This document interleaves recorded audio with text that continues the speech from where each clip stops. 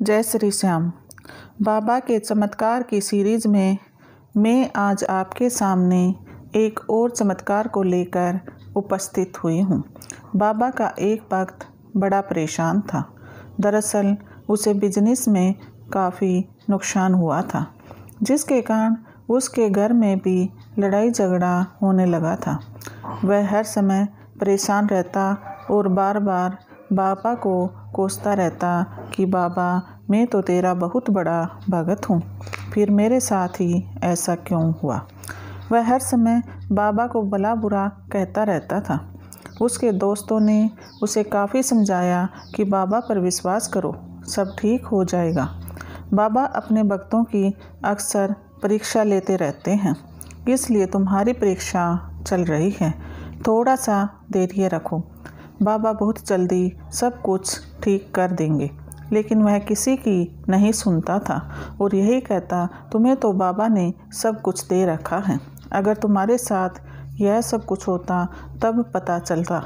जिस पर बीतती है उसी को पता होता है। और उसी परेशानी में एक दिन उसने कोई जहरीला पदार्थ खा लिया। जब घरवालों को पता चला तो वे उसे उठाकर हॉस्पिटल ले गए, जहां डॉक्टर ने उसकी जांच करने के बाद कहा कि इसके बचने के कोई चांस नहीं है।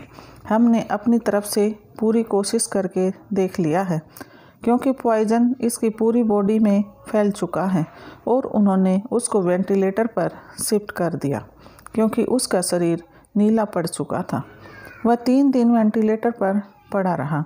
उसकी पत्नी ने बाबा का पाठ करना शुरू कर रखा था और चौथे दिन रात को डॉक्टर ने उसे वेंटिलेटर से उतार दिया और कहा, अब इसके बचने के सारे चांस ख़त्म हो चुके हैं। और यह कहकर सभी उसके कमरे से बाहर आ गए। रात को करीब 11 बज चुके थे। लगभग 2 घंटे बाद अंदर से उसके चिल्लाने की आवाज़ सुनाई देने लगी। वह कुछ बड़बड़ा रहा था। कमरे के बाहर बैठे उसके परिजनों ने अंदर जाकर देखा तो वह कुछ कहने की कोशिश कर रहा था। आखिर 4 दिन बाद उसमें चेतना आ गई थी।